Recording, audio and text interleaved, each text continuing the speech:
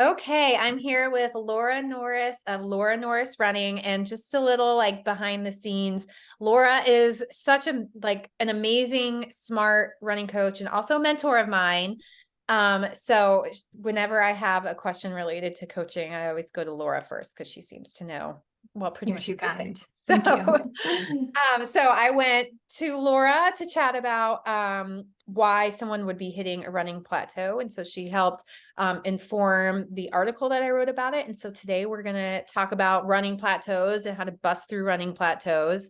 So Laura, I have to ask, have you ever hit a plateau in running?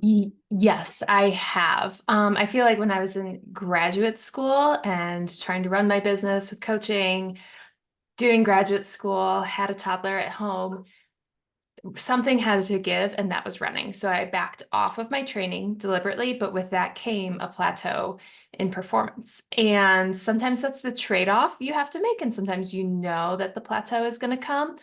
Other times, in other situations, people plateau without understanding why, which is where it gets really, really tricky. And now that I'm out of grad school and finally past the hump of like preschool illnesses coming home all Yeah. the time, which was an issue last year, like I feel like I'm ready to push hard again with training, pick up the training load to break past that plateau. But I think that already brings up a good point of like why plateaus happen is sometimes it's something going on beneath the surface, but other times it is directly training related or stress related.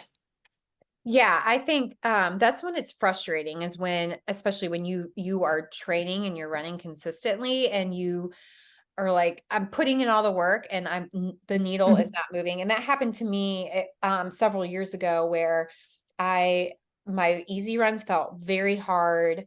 And I remember I was on the track and I tanked a workout. And as soon as I like Oh, uploaded it to Strava, I was cooling down, running home, and my coach called me actually. And he was like, oh my "What's God. what's up, Whitney? Like you should have easily been able to hit those paces."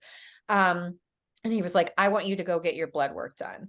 And I was like, "No, no, I'm fine. I'm fine." He's like, "You could have low iron. There could be and something up." So I finally listened and went and got it done. And it was Mhm. like, not only was my ferritin incredibly low, but I was deficient in a bunch of stuff. My hormones were out of whack. And this was, I mean, I think I was 1 year postpartum at the time. Um, Oh, and so I was so glad that this running plateau actually happened because I wouldn't have gotten this health stuff checked and put back into line. And so I just ended up feeling so much better because I remember during that time, I was just had days where I was just extremely fatigued and just mhm. felt, like crap, honestly. And so, like you said, there are reasons that are, yeah, like training related, and then sometimes it's kind of under the hood. So maybe let's first look at like what training or lifestyle reasons for hitting a running plateau could be out there. Yes. So when we look at the basic principles of exercise science, there's one principle called progressive overload, which means essentially that in order to keep improving, keep adapting, you at certain points, not constantly, but at certain points, have to progress your training load. That could be through mileage, through intensity, through time at intensity, through training paces. And it doesn't always mean that more is better, but sometimes when there is a plateau, it's worth looking at how has my training changed? Have I adjusted it as my fitness increases? Or am I still doing the same mileage, the same workouts, expecting the same results? Sometimes it can even be as simple as if a runner really trains heavily by pace or by heart rate, and they haven't adjusted their paces based on recent races, or they haven't rechecked their heart rate training zones about every 6 months, they might be training with outdated metrics. And that can lead to plateauing. Their body just simply is adapted to what they're doing. And that's why they plateau. And again, more isn't always better because on the flip side, some people plateau because they're doing too much for their overall allostatic load, their overall ability to recover, their life stress and stuff. So it's a fine balance. More isn't always the answer, but in some cases, plateau is from not doing enough. In some cases, it's from doing too much. I think also sometimes runners tend to go through some periods of detraining that they need. but then they expect to be right back where they are. So say you finished your marathon season and you need some necessary downtime with way lower mileage. You might come off of that necessary downtime of a few months and expect to be right where you were and get frustrated that you seem to have plateaued. Yeah, let's a couple of follow-up questions first. Mhm. How would a runner know if it's too much or too little? Like, Yeah, I guess so you can look at your training and you can mhm. also just kind of zero in on how you feel, right? Yeah, I mean, how you feel will be the really big metric. So if you're constantly going into training sessions feeling fatigued from the start, if paces that you were very recently able to hit all of a sudden feel difficult, or if you just begin to experience some symptoms of not even overtraining, but non-functional overreaching, where maybe your sleep is dysregulated, your appetite's dysregulated, you just feel horrible on all your runs, your resting heart rate is higher, all those things, you don't want to go run. It can be a sign that you're doing too much. And going back to the progressive overload, you can't be doing that forever, right? I mean, like No. you even say a runner doesn't have a goal race that they're training for. Um, like your body eventually is, I mean, there's a ceiling to how it adapts, right? Or to like eventually it's Yeah. going to kind of stagnate. So what does that look like? And then do you recommend runners, even if they don't have a goal race, factor in like a detraining period every so often? Yeah, that's a great question. So, progressive overload does have a limit when we think of it, especially in terms of training volume or the number of hard workouts you do per week. But if, like, theoretically you are progressing, your paces are part of that progressive overload. So, say that, a few years ago you were able to go do a 30-minute tempo run at a 7:30 pace. Even if you keep all things the same, being able to do it at a 7:20 pace is an element of progressive overload. So sometimes runners can just really help to think about it in that context of it's not necessarily more with everything. Training load does need to be managed, and you can't just increase volume indefinitely. Now, with the natural detraining periods, I do think that's beneficial for a lot of runners. There's a general consensus that we can really only train hard for something or hold peak fitness for about 20 to 24 weeks at a time before it's just too much stimulus and too difficult to adapt from. And that's where, even for 8 weeks of backing off, allowing some detraining to occur can help. It's almost like pulling back to spring forward. Ah, I like that. Okay. Let's talk about lifestyle factors. So say your training is looking good, and we'll talk about, under the hood type stuff next. But say all of that is optimized and looking good, but you're still plateauing. Mhm. What are some factors in your life that could be affecting that? Yeah, so I think the first and most underrated one is eating enough. Low energy availability or even windows of low energy availability Mm. throughout the day will impact your body's ability to adapt and recover. So sometimes athletes are like, oh, I think I'm eating enough. But if they really were to assess it in terms of how much calories and carbohydrates they need, or even protein, especially for athletes over 40, to support their training load, they realize that maybe they are subconsciously under eating and that's why they have plateaued. Other times, athletes might get in the habit of, skipping that post run carbs and protein because they're busy and they're rushed. And next thing they know, it's been 3 hours and they haven't eaten anything. Or they're waking up earlier to run and they don't want to have a heavy stomach, so they skip their pre run fuel. Those things can really impact your ability to tolerate training and adapt to training. So that's often the first place. The next obvious place is sleep. Most endurance athletes need 7 to 9 hours of sleep per night for the body to repair itself, for cortisol level management, other processes of recovery. And I feel like sometimes it's one of those slippery slopes that sometimes it's so easy to overestimate how much sleep you're getting, especially if you just lay in bed and scroll on your phone, or if you're gradually setting your alarms earlier and earlier to get up for training without changing your bedtime.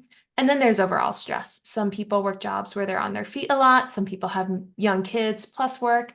And all of that stress can pile up chronically. And if you don't adjust your training load or aren't increasing energy availability and increasing sleep to compensate, it can lead to lack of recovery and therefore plateauing. Yeah, I always like to know, and I know you do too, with the athletes that I coach, what's going on in their lives. And when they have something big going on, like always Mhm. checking in and seeing how they're feeling, because all of it, like the body doesn't know the difference. Stress is stress. Absolutely. And I've had with some athletes where we've deliberately backed off training loads, sometimes even removing a run or Mhm. reducing mileage. And they've actually improved because they had the ability to recover, show up and put in really quality training, whether in terms of volume or intensity on the days they do run, and balance the stressors of life. Yeah, I think that's such an important point. So many times runners think like more is better, and Mhm. just learning that like it actually is not always better. Sometimes less is better because you give your body that opportunity to build back. Yes. Whether you have, lifestyle or life stress happening, just sometimes you may benefit from a more frequent down week Mhm. or an extra rest day. Okay, and so the final bucket that I want to talk about is Mhm. looking at your blood work and making sure that everything is where it needs to be. I've had experience with this. I've had athletes who've had experience with this. What are the biggest things that people should be looking at if they are plateauing and everything else looks okay and they haven't had their blood checked in a while? Yeah, so the big things you really want to look at are ferritin, Mhm. hemoglobin, both of which are components of iron. Ferritin is the storage form of iron. Hemoglobin is in your blood. Um, you want to look at vitamin B12, which plays a role in the metabolic processes that produce ATP. And you want to look at vitamin D, which impacts metabolic function, immune function, etc. Those three tend to have the most profound impact on fatigue and are also areas where runners, especially runners in North America for vitamin D, tend to be most deficient. You don't want to blindly supplement because those Mhm. levels can also cause you problems if they're too high. Oh yeah. Low iron and high iron will mimic similar symptoms.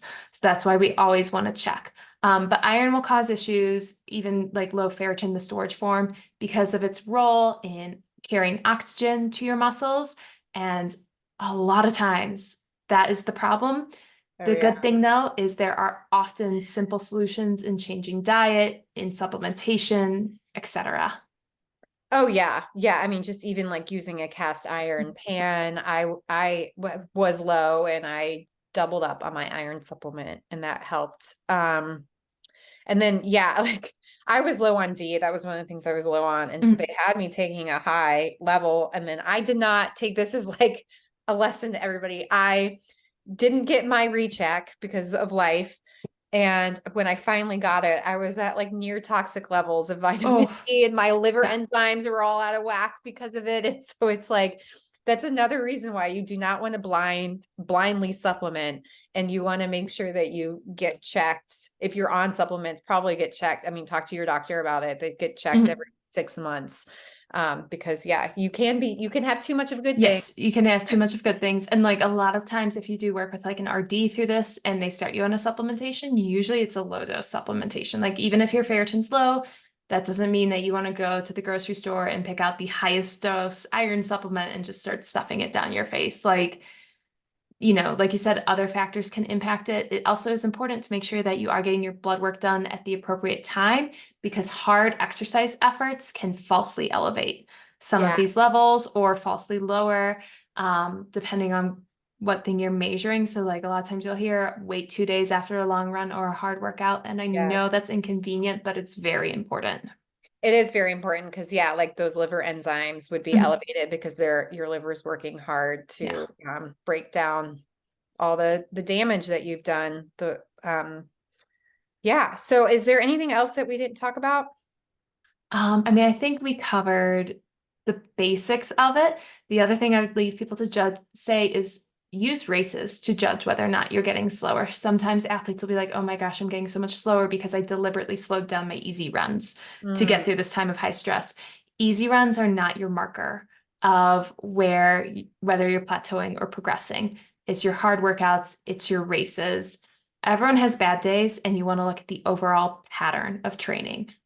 that's a great tip.